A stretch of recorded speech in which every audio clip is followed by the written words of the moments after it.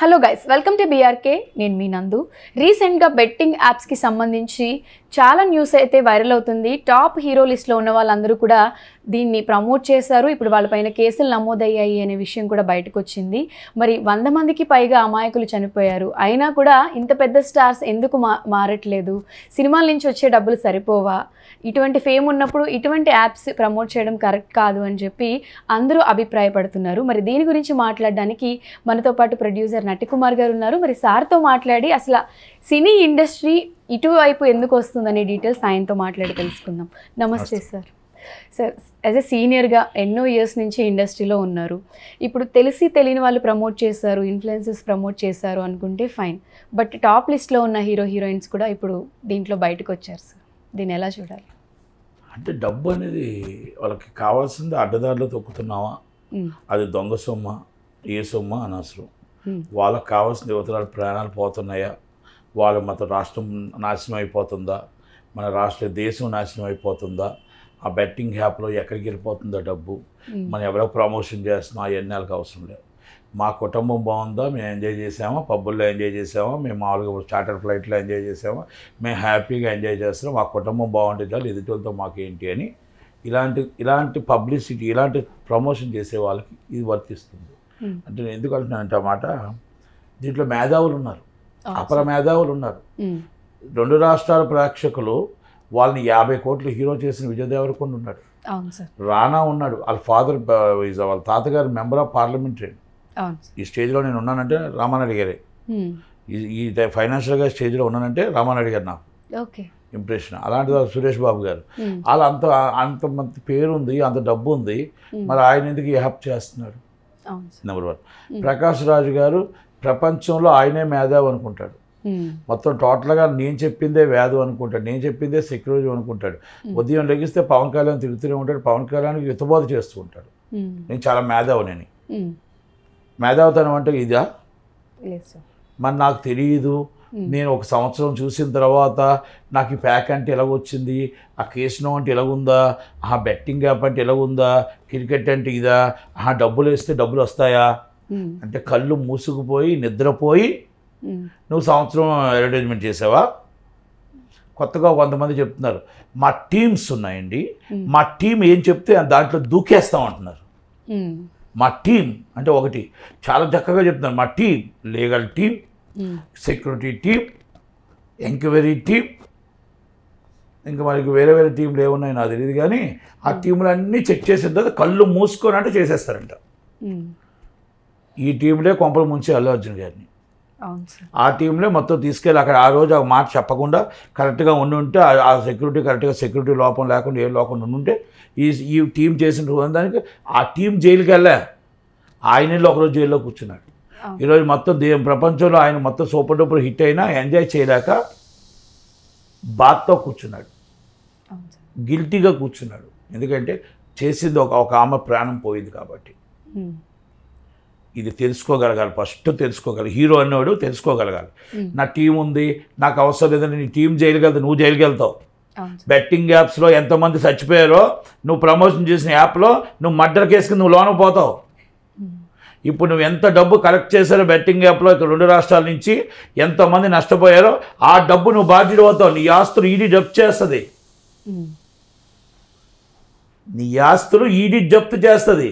నా డబ్బులు ఎందుకు జప్తు చేస్తుంది అంటే నువ్వు ప్రజలకి నువ్వు నమ్మించి మోసం చేసి నువ్వు రండి రారండి అని చెప్పి తీసుకొని వెళ్ళి అందరినీ యాప్లో జాయిన్ చేసి ఆన్లైన్ ఆడించావే, దాని డబ్బుకి ఇది నీకు శిక్ష.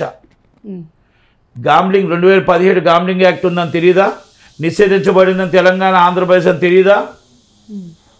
కొన్ని రాష్ట్రాలు కొంతమంది కొన్ని వాటికి ఎక్స్క్యూజ్ ఉన్నాయి, గోవా అని. అది ఆఫ్లైన్లో ఆడుకోండి, ఎవరికి ఇష్టం ఉంటే వాళ్ళు వెళ్ళి ఆడుకుంటారు, వాళ్ళు పోగొట్టుకుంటే వాళ్ళ ఫ్యామిలీ బాధపడుతుంది, దేశం బాధపడదు, రాష్ట్రం బాధపడదు. ఈ ఫోన్లో ఆన్లైన్ యాప్లు ఏంటంటే ప్రతి పేదవాడు 1000 రూపాయలు సంపాదించేవాడు, 2000 సంపాదించే ఆశాజీవి. మీరు చెప్తున్న ఈ ప్రమోషన్లో 10 నిమిషాలు 20 నిమిషాల్లో కొట్టు, మీకు డబ్బే డబ్బు అంటే పలానా హీరో చెప్పాడు కదా వచ్చేస్తుందేమో అని ఆశతో పక్క నుంచి వెంటనే ఫోన్ యాప్లు ఉన్నాయి, యాప్స్ ఉన్నాయి, ఆ యాప్ల్లో డబ్బు తెచ్చుతున్నారు, ఇవి వేస్తున్నారు, దాంట్లో ఆత్మహత్య చేసుకుంటున్నారు. అవును సార్. ఎంతమంది ప్రాణాలు పోయి ఆ ప్రాణాలు మీరు బాధ్యులు, అవును సార్. మిమ్మల్ని బాధ్యులు చేయాలి. ప్రకాష్ రాజ్ గారు చేసిన యాప్లో ఎంతమంది చనిపోయారో ఆయన మర్డర్ కేసుకి లోన్ వేసేయాలి. ఎవరైనా సరే, విజయ్ దేవరకొండ గారు అవ్వచ్చు, లేకపోతే ఎవరైనా అవ్వచ్చు. ఇది ఇది ఇది కరెక్ట్ అంటారా? లేదు సార్. ఇప్పుడు వాళ్ళు సరదాగా ఆడారు, లేకపోతే మాకు వాళ్ళకి లీగల్ ఉంది. లీగల్ ఉంటే లీగల్ కట్ చేయండి. ఇక్కడ ఇల్లీగల్ ఇది. తెలంగాణ, ఆంధ్రప్రదేశ్ ఇల్లీగల్.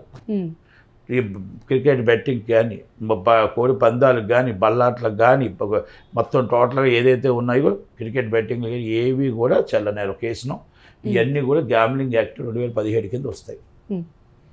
అది కూడా తెలుసుకోలేని వాళ్ళు హీరోలు అయ్యారు, అది కూడా తెలుసుకోలేని వాళ్ళు ఆర్టిస్టులు అయ్యారు, అది కూడా తెలుసుకోలేని వాళ్ళు ప్రపంచ మేధావి పవన్ కళ్యాణ్ గారికి చెప్పడానికి వస్తాడు మరి ఆ పెద్ద మనిషి. నువ్వు చెప్పేటప్పుడు నువ్వు నీతిలో ఉన్నావా, నీ నీతి కౌరులు ఏంటి, నువ్వు చేసిన పని ఏంటి, నువ్వు ప్రజలకు ఏం చేసావో చెప్పాలి. ఆ పాపం సొమ్ముతో ఎంతమంది నష్టపోయారు, ఎంతమంది ఈ బాధలు పడుతున్నారు అనేది నీకు తెలియదా? ప్రకాష్ రాజ్ గారు నీతి విషయం మాట్లాడకూడదు అని ఎందుకు ఇంత ఆయన మా ప్రకాష్ రాజ్ గారు మాకు ఆయన అంటున్నానంటే, ఆయన పవన్ కళ్యాణ్ గారికి ఎవరినైనా చెప్పమంటాడు, ఆయనకి తెలియదు ఎవరినైనా చెప్పండి అయ్యా అంటాడు. లేకపోతే ధర్మం కోసం నాకే తెలుసు 4 గన్మ్యాన్లు ఇక్కడ తెలంగాణ మన కర్ణాటక అటు ఇటు కలిపి 4 గన్మ్యాన్లు వేసుకొని బీజేపీ నరేంద్ర మోడీ గారి కోసం మాట్లాడతాడు. నేను నరేంద్ర మోడీ గారిని సపోర్ట్ చేయట్లే.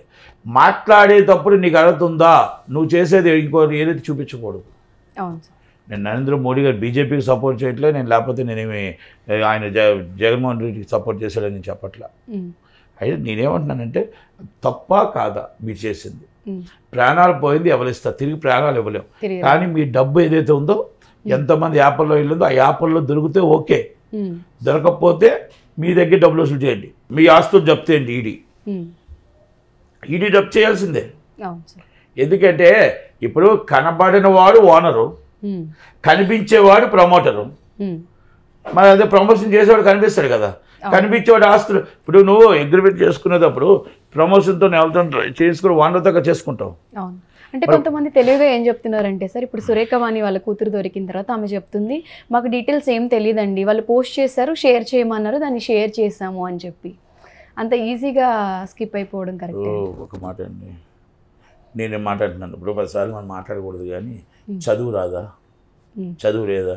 నేను 1వ క్లాస్ చదవలేదు, నాకే ఉంది, నేనే చెప్పగలుగుతాను. 1వ క్లాస్ కూడా చదవలేదు నేను, మరి నేనే చెప్తున్నా. మరి ఆ అమ్మాయికి చదవలేదా?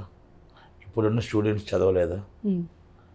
మరి అవన్నీ మరి ఇప్పుడు అది కాదు, అందరూ పబ్లిక్ వెళ్తున్నారు, అందరూ టోటల్గా అన్నిటిలోని కూడా ఇన్స్టాగ్రామ్స్ ఫాలోవర్స్, మొత్తం ఫేస్బుక్లో ఫాలోవర్స్, మొత్తం ఏమున్నాయో మొత్తం టోటల్ సోషల్ మీడియా అన్నీ వాడేస్తున్నారు. మరి మాకు ఏం తెలియదు అంటే ఎలా? అంటే ఇప్పుడు జైలుకి వెళ్తున్నప్పుడు తెలియదని అంటారు, బాగానే ఉంటుంది, కానీ ఆ ప్రాణం పోయినప్పుడు ఆ కుటుంబం ఎంత బాధపడుతుంది. అంటే నేను మీ వల్ల అవుతుందా లేకపోతే ఇంకోళ్ళ వల్ల ఉంది? మీరు చేసిన ప్రమోషన్ వల్లే నష్టం వచ్చింది. మీరు చేసిన ప్రమోషన్ వల్ల చైన్ దొంగతనాలు జరుగుతున్నాయి, మీరు చేసిన ప్రమోషన్ వల్ల బళ్ళు దొంగతనాలు జరుగుతున్నాయి, మీరు చేసిన ప్రమోషన్ వల్ల బ్యాంకు దోపిడీలు జరుగుతున్నాయి, మీరు చేసిన ప్రమోషన్ వల్ల మర్డర్లు జరుగుతున్నాయి, మానభంగాలు జరుగుతున్నాయి, సుపారీలు జరుగుతున్నాయి. ఎందుకు జరుగుతున్నాయి అంటే, ఈ యాప్లో 1 లక్ష పోతే 2 లక్షలు సంపాదించాలంటే ఏది చేసినా డబ్బు సంపాదించి అక్కడ యాప్లో డబ్బు సంపాదించేద్దాం అన్న ఒక మెంటల్గా ఫిక్స్ అయిపోయి వాళ్ళు ఏదైనా చేసేస్తున్నారు. డ్రగ్స్ అమ్ముతున్నారు, గంజాయి అమ్ముతున్నారు, ఇలా అందరి డబ్బు యాప్లోకి వెళ్తుంది. ఒకప్పుడు 2010లో 41 రూపాయలు ఉన్న డాలరు 87 రూపాయలకు వస్తుంది. డాలర్ అంటే మన గ్రోత్ తగ్గుతుందా పెరుగుతుందా? మన రూపాయి విలువ తగ్గుతుందా పెరుగుతుందా? మన డబ్బంతా బ్లాక్ మనీ కింద వాటి కింద యాప్ల్లోకి వెళ్ళిపోతూ ఉంటే, విదేశాలకు తరలి వెళ్తూ ఉంటే మనం ఇక్కడ అడుక్కు తినే పరిస్థితికి వస్తాం. కనుక అది కూడా ఆ మాత్రం కూడా తెలియదు. మీరు చేస్తున్న చిన్న తప్పుకి మన దేశం నాశనం అయిపోతుంది, మన రాష్ట్రం నాశనం అయిపోతుంది, మన పిల్లలు ఇప్పుడు యూత్ మరి వేరే పని చేసుకునే పిల్లలు వేరే దారి పడుతున్నారు, మన అడ్డదారులు పడుతున్నారు. ఇవన్నీ కూడా మీకు తెలియవా? ఒక్కదానికి దారి మొత్తం ఇన్ని మర్డర్లకి, దొంగతనాలకి, వాటికి దారి తీస్తుంది. మీరు దొంగతనం చేసే డబ్బు ఎక్కడ ఉంటుంది చెప్పండి? కేసినోలో కానీ వీటిల్లో కానీ ఉంటాయి. మీరు దొంగతనం చేసే డబ్బు ఎక్కడ ఉంటుంది చెప్పండి? ఇదే ఉంటాయి. సుపారీ చేసిన డబ్బు ఎక్కడ ఉంటుంది చెప్పండి? వీటిలో ఉంటాయి. వాళ్ళు బంగాళాలు కట్టరు. కనుక ఇలాంటి యాప్లో డబ్బు వెళ్ళిపోతే 90% 10% ఎవరైనా గెలుస్తారేమో, 90% విదేశాలకు తరలి వెళ్ళిపోతుంది డబ్బు. అది ఎవరికి తెలియట్లేదు సార్. అదే నేను ఒకసారి పెడితే అంటున్నా. వచ్చేస్తుంది అనే అది ఆ తరలి వెళ్ళిపోతున్న డబ్బుకి మనం ఎవరు బాధ్యులు? గవర్నమెంట్ మొత్తం టోటల్గా గవర్నమెంట్లు కూడా సీరియస్గా తీసుకోవాలి. ఇప్పుడు 10 సంవత్సరాలు గత 10 సంవత్సరాలు గవర్నమెంట్ ఉంది, అసలు దీని మీద పట్టించుకోలే. కేటీఆర్ గారు చాలా మేధావి చెప్తాడు, నేను అమెరికాలో ఉన్నాను, నేను చాలా తెలుసు, నాకున్న తెలివి ఎవరికి లేదు, అసలు నేను రాష్ట్రాన్ని దేశాన్ని నడిపించగలుగుతాను అంటాడు. కేసీఆర్ గారు కాదు, మళ్ళీ కేటీఆర్ గారు. నేను కేసీఆర్ గారి కోసం చెప్పట్లే. కేసీఆర్ గారు వచ్చిన వెంటనే ప్యాకెట్ బంద్ చేశారు. మరి ఈ హ్యాపర్ ఎందుకు బంద్ చేయలేపారు? ఎందుకంటే ఇన్ఫ్లుయెన్స్డ్ ఈజ్ కేసీఆర్ గారిది కేటీఆర్ గారి మీద ఉంది. అందుకని ఆయన ఎందుకంటే అంత బ్రో అనుకుంటూ వెళ్తుంటాడు ఇవన్నీ. అంటే ఇవన్నిటి వల్ల 10 సంవత్సరాలు దీని జోలికి వెళ్ళలేదు. ఫస్ట్ డ్రగ్స్ ఉందని సినిమా వాళ్ళు అందరినీ తీసుకెళ్ళి టికెట్ కట్ చేసి లైన్ పెట్టి సినిమా టికెట్లలో లైన్లు కట్టినట్టు కట్టించారు. 4 సంవత్సరాల తర్వాత క్లీన్ చిట్ ఇచ్చారు. అంటే ఇవన్నీ ఎక్కడికి వెళ్తున్నాయి? తెలంగాణ గవర్నమెంట్ కూడా సార్, ఇప్పుడు మీరు డ్రగ్స్ అన్నారు కాబట్టి గంజాయి వీడని మాట్లాడతారు, అవన్నీ బ్యాండ్ అని చెప్పి మాట్లాడుతున్నారు. సో దానికోసం పర్టికులర్గా తయారు చేసే ప్రోడక్ట్స్ ఏవైతే ఉన్నాయో ఎట్ ప్రెజెంట్ ఇప్పుడు జెప్టో కానీ బ్లింకిట్ కానీ వాడేవాళ్ళు చెప్తున్నారు ఈ రోల్స్ అనేవి పర్టికులర్గా వాటికే వాడతారు. అది బ్యాన్ చేసినప్పుడు ఇవి లీగల్గా ఎందుకు అమ్ముతున్నారు అంటే ఇది కూడా బ్యాన్ చేయాలి కదా అని. అంటే గవర్నమెంట్ కూడా దీంట్లో ఫెయిల్ అయిందని మాట్లాడుకోవాలి సార్. గవర్నమెంట్ ఛాన్స్ ఇవ్వబట్టి, డిపార్ట్మెంట్ ఛాన్స్ ఇవ్వబట్టి యాప్లు నడుస్తున్నాయి. మీకు గవర్నమెంట్ డిపార్ట్మెంట్లు నడకపోతే అవి ముయ్యాలంటే టిక్ టాక్ మూసాం కదా. అవును. మరి ఇది ఎందుకు ముయ్యడం? టిక్ టాక్ ఎవరిని అహంకారం చేయట్లే. మరి ఇది ఎందుకు ముయ్యలేకపోతున్నాం? దేశం ఎందుకు సపోర్ట్ చేయట్లేదు? సెంట్రల్ గవర్నమెంట్ బీజేపీ ఎందుకు సపోర్ట్ చేయట్లేదు? స్టేట్ గవర్నమెంట్ ఎందుకు సపోర్ట్ చేయట్లేదు? స్టేట్ గవర్నమెంట్లో మనం నిషేధించబడిన యాప్లు ఏమేమి ఉన్నాయి అన్ని కలిపి రికమెండ్ చేసి ఇది క్లోజ్ చేయండి. ఎందుకు చేయు? యూట్యూబ్ ఛానల్ మనం కొన్ని నిషేధించబడింది కదా, కొన్ని మరి అలాంటివన్నీ అవుతున్నాయి కదా. అలాంటప్పుడు మీరు ఎందుకు చేయరు? అంటే గట్టిగా ప్రశ్నించే వాళ్ళని అంటే ఇది కూడా ఇస్ ప్లేజ్ డ్రామా. అంటే మొత్తం మీరంతా వేసుకున్నంత వేసుకోండి. బ్రేకింగ్ న్యూస్, ఇప్పుడే కారు దిగింది, ఇప్పుడే కారు ఎక్కారు, ఇప్పుడే వచ్చారు. 15 రోజుల తర్వాత మీది కూడా కనబడదు, ఇంకో ప్రోగ్రామ్ వస్తుంది, ఆ ప్రోగ్రామ్ వెళ్ళిపోతుంది. మీ టీవీలో కోసమే ఈ ప్రోగ్రామ్ పెట్టారు. అంటే పని చేయట్లేదు గవర్నమెంట్ అనుకోకుండా ఈ అరెస్ట్ పని చేయట్లేదు అంటానికి మరి మీరేమైనా ప్రోత్సహిస్తున్నారా? 10 రోజుల తర్వాత మీరు కూడా ఇంకో ప్రోగ్రామ్కి వెళ్ళిపోతున్నారు కదా. ఆ ప్రోగ్రామ్ ఏమైందని ఎప్పుడు అడిగారా? నేను నా సినిమాలో అడిగాను. నేను భైరవ సినిమాలో నేను మొత్తం టోటల్గా పాత రీకనెక్షన్ అని చెప్పేసి మొత్తం పాత కేసులన్నీ మేము అడిగాం. అంటే అది కూడా మేము తీసాం భైరవ సినిమాలో. అంటే ఎందుకు ఆ కేసులు మనుగడ లేకుండా పోతున్నాయి అంటే మనం టీఆర్పీ రేటింగ్ కోసం మనం వెళ్ళిపోతున్నాం. పోలీసు వాళ్ళు ఎందుకు పట్టించుకోవట్లేదు? ఒక ఎఫ్ఐఆర్ చేస్తే మన బాధ్యత అయిపోతుంది అంటారు. కాదు, ఆయనకి శిక్ష పడిన దాకా మన బాధ్యత అవ్వదు. అవతల వాడు మన సంస్థలు మూసిన దాకా మన బాధ్యత అవ్వదు. ఇవన్నీ కూడా మనం కూడా ప్రోత్సహించాలి. ఇప్పుడు మనకి ఏంటంటే ఈ 3-4 రోజులు ఏదో అడవడి చేస్తున్నాం. మళ్ళీ ఇప్పుడు ఇది అయిపోయిన తర్వాత మీరు వస్తారు దీనికోసం మాట్లాడదాం సార్. మాట్లాడాలనుకుంటే ఇప్పుడు మనం ఎంత గట్టిగా ఫైట్ చేసినా కూడా మేనేజ్మెంట్ ఒప్పుకోదు. నేనేమంటానంటే ఇది అయిపోయిన వెంటనే మేము మేనేజ్మెంట్ ఇంకొకటి తీసుకురామని మనకు టీఆర్పీ కావాలి. దీనికోసం మాట్లాడితే రోజు 10 మంది చూడరు, చూసేవాళ్ళు కూడా ఉండరు. ఇది వాస్తవం మాట్లాడుకోవాలి మనం రియల్గా. చూసేవాళ్ళు కూడా ఉండరు. మీరు మంచి మాట్లాడుతూ ఉంటారా? బాబు హెల్మెట్ పెట్టుకోండి అమ్మా, ప్రాణానికి హానికరం, మీరు హెల్మెట్ పెట్టుకొని వెళ్ళకపోతే చచ్చిపోతారు బాబు, చక్కగా చూడండి బాబు అంటే ఎవరు పట్టించుకోరు. మైకుల్లో ఆడి ఎండలో చెమటలో వస్తా కానిస్టేబుల్ మొత్తం హెల్మెట్ పెట్టండి అయ్యా అంటే ఎవరు ఆడి ముఖం కూడా చూడే అది రోజుకునేదే కదా అంటారు. ఒకటి కత్తి పట్టుకొని అని అలాగే చూస్తే వాళ్ళు అలా ఉండిపోయి అలాగే చూస్తుంటారు. ఏం చేస్తారు? ఎవరిని పొడి చేస్తారు? అటు పొడి చేసినా పర్లేదు కానీ ఎవరిని పొడిస్తారో చూద్దాం. ఇంట్రెస్టింగ్. అంటే అక్కడ ప్రాణం పోతుందని కాదు, ఎవరు పొనిస్తారో చూద్దామని ఆతృత. అది మొత్తం ఒక ఫోన్ తీసుకొని చంపిన వాడిని కాపాడరు. అది ఎవరు చంపుతాడని చూస్తే ఫోటో తీస్తారు, వీడియో తీస్తారు. ఆ పరిస్థితుల్లో ఉన్న జనాలు, ఆ పరిస్థితుల్లో మీరుగా నేనుగా నేను చేయలేము. కానీ అలా ఉన్నారంటున్నాను. మంచి చూడరు, చెడే చూస్తారు. ఒకప్పుడు స్వాతంత్ర్యం సినిమా చూసారు, ఈరోజు స్వాతంత్ర్యం సినిమా చూస్తారా? పుష్ప సినిమా చూస్తారు. అంటే స్వాతంత్ర్యం నుంచి పుష్పకు వచ్చారు. అది మంచి సినిమా చూడటానికి వస్తారో రారు. మంచి సినిమా అంటే వాళ్ళ దృష్టిలో గంధపు చెక్కలు. మంచి సినిమా అంటే ఒక మనుషులను చంపడం, ఒక రక్తం బయట ఏర్లే పారడం మంచి సినిమా. కొంతమంది అంటే మనకు నార్త్ ఇండియాది మనకు వచ్చింది. నార్త్ ఇండియా వాళ్ళు ఎప్పుడు కూడా మాస్ సినిమాలో చూస్తారు. అదే మనకు వచ్చింది ఇప్పుడు. ఎక్కడ చూస్తున్నారు? ఇప్పుడు మీరు అన్నట్టు మీరు తీసిన సినిమాల ఎగ్జాంపుల్ చూసుకుంటే అప్పట్లో వచ్చిన ఫ్యామిలీ స్టోరీస్ కానివ్వండి, ఒక మెసేజ్ ఓరియంటెడ్ మూవీస్ ఉండేవి. మేము మా 90s కిడ్స్లో మేము కొంతమంది అనుకుంటూ ఉంటాం సార్, అంటే ఆ స్టోరీస్ ఆ కైండ్ ఆఫ్ మూవీస్ ఇప్పుడు ఏం రావట్లేదు, అంత ఫీల్ అదే అంటున్నాను. ఇప్పుడు మాకు కొలవర్తి ఒక్కటే ఆడుతుంటుంది. తర్వాత ఇప్పుడు మేము భైరవ తీసాం, చట్టం తీసాం. చట్టం కసబ్ది మేము తీసాం. కసబ్ని ఎలా మన దేశానికి ఎలాంటి వాడు బతకూడదు అని తీసింది ఫస్ట్ నేనే సినిమా. అలాగే చట్టం, అలాగే మాకు భైరవ, ఒక దాసన్న, ఒక మా అన్నయ్య బంగారం, ఒక అప్పు చేసి పప్పు కూడా కామెడీ సినిమా, ఇలా ఎన్నో తీసుకొచ్చాం.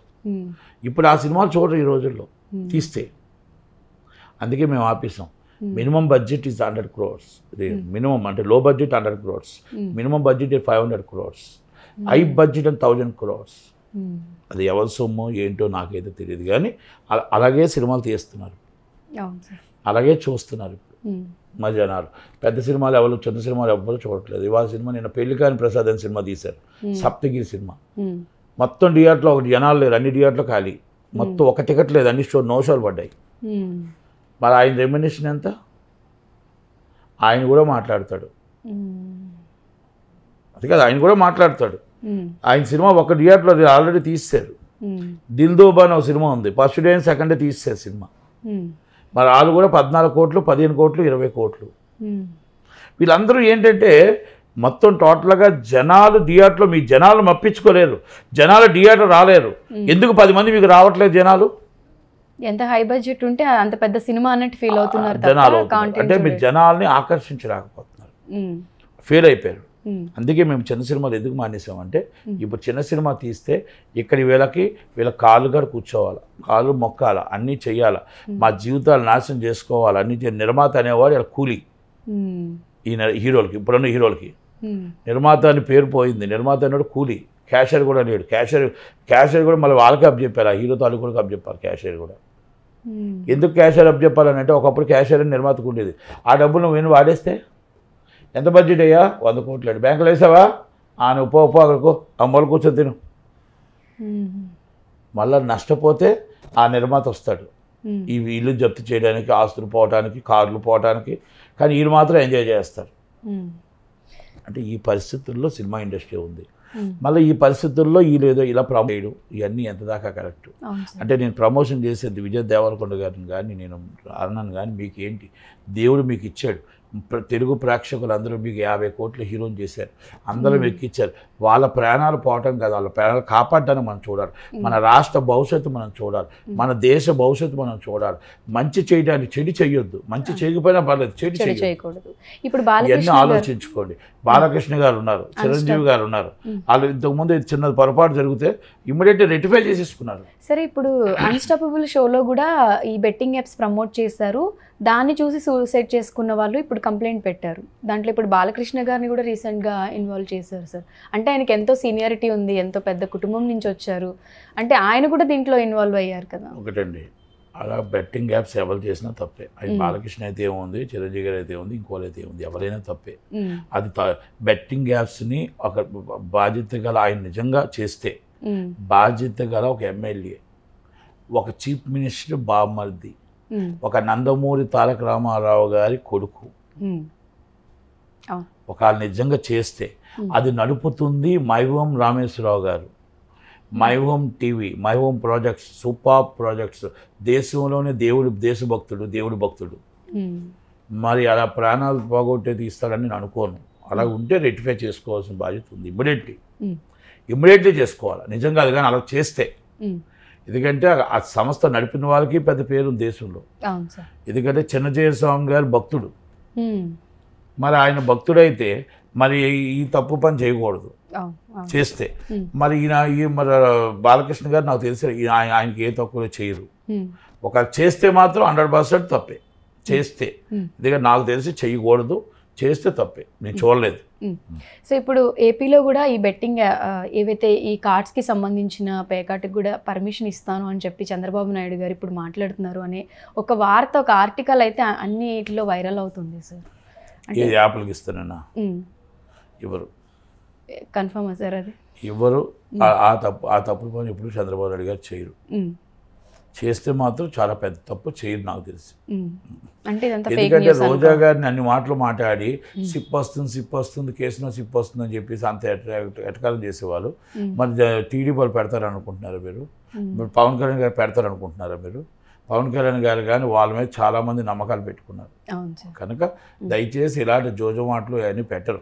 మద్యం అంటారా, మద్యం ఇప్పుడు బెల్ట్ షాపుల మీద బ్యాడ్ ఉంది ఆయనకి. ఇప్పుడు బెల్ట్ షాపులు ఈదికి బెల్ట్ షాపులు ఈది ఎక్కడ చూడు మందే ఏర్లే పారుతుంది. మరి అది ఆ మందుకే ఇప్పుడు బ్యాడ్ ఉంది. ఇలాంటివి ఎంకరేజ్ చేస్తారని నేను అనుకోను. అది ఎందుకంటే అది కరెక్ట్ కాదు కాబట్టి మనం పూర్తిగా చెప్పలేము. ఇప్పుడు వినికిడి బోల్డ్ వస్తాయి, దాని గురించి చెప్పలేము. Okay sir. సార్ ఇంత ఎక్స్పీరియన్స్ ఉంది, ఇంత సీనియర్గా, అసలు దీంట్లో ఇండస్ట్రీలో కానివ్వండి అండ్ దీనికి సంబంధించిన మార్పులు రావాలంటే అసలు మీరు ఏం సజెషన్స్ ఇస్తారు? ఇండస్ట్రీలో మార్పులు రావాలా, లేకపోతే జనాల్లో మార్పులు రావాలా, పొలిటికల్లో మార్పులు రావాలా? ఇండస్ట్రీలో మార్పుల గురించి, ఎందుకంటే ఇన్ని సినిమాలు తీసిన ప్రొడ్యూసర్గా మీరే చెప్తున్నారు ఇప్పుడు మేము ఏం చేయలేకపోతున్నామమ్మా, ఇది అంతా మారిపోయింది అని చెప్పి. అంత సీనియర్గా ఉన్న మీరే దీన్ని లైట్ తీసుకుంటే అసలు తెలుగు వాళ్ళకి తెలుగు ఇండస్ట్రీలో స్పేస్ ఉంటుందా సార్ ఇన్ ఫ్యూచర్లో? ఫస్ట్ మమ్మల్ని నాశనం చేసింది, మా సంస్థలు నాశనం చేసింది పొలిటికల్ పార్టీస్. మా సినిమా ఇండస్ట్రీని సర్వనాశనం చేసేసింది ఈ 10 సంవత్సరాల్లో టీఆర్ఎస్, అక్కడ జగన్మోహన్ రెడ్డి గారు, ఇక్కడ చంద్రబాబు నాయుడు గారు. ఎందుకు ఆ మాట అన్నానంటే, first organization is valuable. Organization joint secretary, నేను ఇంతకుముందు చైర్మన్గా ఉండేవాడిని. అంటే ఆర్గనైజేషన్లో చిన్నవాడా పెద్దవాడా గొప్పవాడా కాదు, ఒక ఛాంబర్కి ఏదైనా గవర్నమెంట్ నుంచి అఫీషియల్గా ఛాంబర్కి రావాలి. ఛాంబరు, కౌన్సిలు, ఫెడరేషను అందరూ కలిపి దాన్ని డిస్కస్ చేసుకొని ప్రతి ఒక్క విషయం, పెద్దవాళ్ళు ఎవరైతే ఉన్నారో చిరంజీవి గారు, బాలయ్య బాబు మొత్తం అందరూ ఉన్నారో, దాసనారాయణ గారు లేరు కాబట్టి మా అందరినీ కూర్చొని మాట్లాడి ఒక మంచి సమిష్టి నిర్ణయం, చిన్నవాళ్ళని పెద్దవాళ్ళని కలుపుకొని ఒక సమిష్టి నిర్ణయం తీసుకొని గవర్నమెంట్ దగ్గరికి వెళ్ళేవాళ్ళు ఒకప్పుడు. ఇప్పుడు డైరెక్ట్గా ఫోన్ చేసి వాళ్ళనే పిలుచుకుంటున్నారు. మన ఎఫ్డీసీ చైర్మన్ దిల్రాజు 30 మందిని పిలుచుకున్నాడు, తక్కువ అందరూ వదిలేశాడు. అంటే ఇక్కడ కూడా విభజించు పాలించు ఉంది, విభజించు పాలించు చేస్తున్నారు. మరి పాలించి విభజించి చేసినప్పుడు మరి ఇంకెవరు మాట్లాడాలి? ఇప్పుడు జగన్మోహన్ రెడ్డి గారు చేశారంటే తప్పు, మరి మీరు కూడా అదే చేస్తున్నారు కదా. ఇప్పుడు పవన్ కళ్యాణ్ గారు వచ్చి మీటింగ్లోకి ఒక్క చిన్నవాడైనా వచ్చాడా? ఒక్క చిన్న సినిమా నిర్మాత వచ్చాడా? ఒక సినిమా తీసే నిర్మాత వచ్చాడా? 10 మంది 15 మంది సినిమా తీసే నిర్మాతలే వచ్చారు. పోనీ ఆ రోజు ఈ సంస్థలన్నింటిలోని పోనీ పెద్ద మనుషులు ఎవరైనా వచ్చారు కదా, గబా వచ్చిన వాళ్ళు అందరూ ఒక్కలైనా ఆయన అరెస్ట్ని ఖండించారా? ఆయన అరెస్ట్ చేసిన బాధపడ్డారా? ఆయన కోసం పనులు చేసుకోవడానికి ఎగేసుకుని వెళ్ళిపోతున్నారు. వాళ్ళని కూడా అదే ఎంకరేజ్ చేస్తారు. కష్టపడిన వాళ్ళకి కడకాళ్ళు. నిర్మాత పరిస్థితి, చిన్న సినిమా నిర్మాత పరిస్థితి ఏంటో, కార్యకర్త పరిస్థితి అదే. జెండా పెట్టిన కార్యకర్త నిలబడుతూనే ఉంటాడు, ఆ గేటుగాడ చూస్తూనే ఉంటాడు. ఏ రోజైనా చంద్రబాబు ముఖం చూడకపోతామా? ఏ రోజైనా లోకేష్ ముఖం చూడకపోతామా? ఏ నాడైనా నేను పవన్ కళ్యాణ్ గారిని చూడకపోతామా? మన ముందే నడుచుకుంటూ వెళ్తే కార్పొరేట్ కంపెనీలు టక్కు టై వేసుకొని బెంచ్ కార్లతో వెళ్ళిపోతూ స్వాగతం పలుకుతూ వెళ్తూ ఉంటారు. కానీ ఆ కార్యకర్త జీవితం గేటుగాడ ఆగిపోతుంది. ఏ రోజు కార్యకర్తను ఏ రోజైతే నీకు లోనకి వెళ్తాడో, ఈ కార్పొరేట్ కంపెనీ వాడు బయట నించుంటాడో, ఆ రోజు నిజమైన స్వతంత్రం, నిజమైన రాజకీయ నాయకులు ఉన్న రోజు. పవన్ కళ్యాణ్ గారు వచ్చినా, చంద్రబాబు నాయుడు గారు వచ్చినా, జగన్మోహన్ రెడ్డి గారు వచ్చినా ఇదే పరిస్థితి. సేమ్ మా సినిమా ఇండస్ట్రీలో ఇదే పరిస్థితి. మేము ఎంత చేసినా, ఎన్ని ఆర్గనైజేషన్ చేసినా అక్కడికి వెళ్ళేది ఆ కార్పొరేట్ కంపెనీలే, అంటే ఆ పెద్దోళ్ళే, ఆ 5గురే, ఆ 6గురే.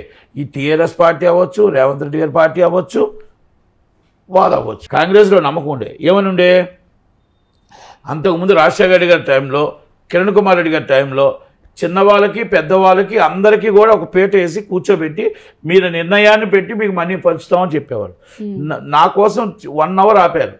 డికే అరుణ్ గారు, సమాచార గారు, cinematography minister, chief minister Kiran Kumar Reddy garu 1 hour ఆపారు. ఆపి నటికుమార్ రావాల్సిందే, నటికుమార్ టికెట్ రేట్లు పెంచడానికి అడగాల్సిందే. నేను అప్పుడు ఎక్స్ప్లెయిన్ చేశాను, నా తరపు నుంచి, చిన్నవాళ్ళ తరపున నేను ఎక్స్ప్లెయిన్ చేస్తే, మీరు 100 రూపాయలు టికెట్ పెంచుతాక మాకు 50 రూపాయల టికెట్ ఉంది ఇక్కడ, మా సినిమా ఎవరు చూస్తారు, మీరు మాతో పాటు ఆల్రెడీ రేటు పెంచమని 2 వారాలు పెంచుకోండి, కానీ మా చిన్న సినిమా థియేటర్లు మాకు రేటు ఉంచండి. కానీ రేటు పెంచడానికి లేదు. రేటు పెంచడం వల్ల అలా సినిమా జనాలు వదులుతారు, మాది ఎందుకు వెళ్తారు సినిమాకి అని మేము చెప్పాల్సిందంతా ఆ రోజు చెప్తే ఇమ్మీడియట్గా రిజెక్ట్ చేశారు.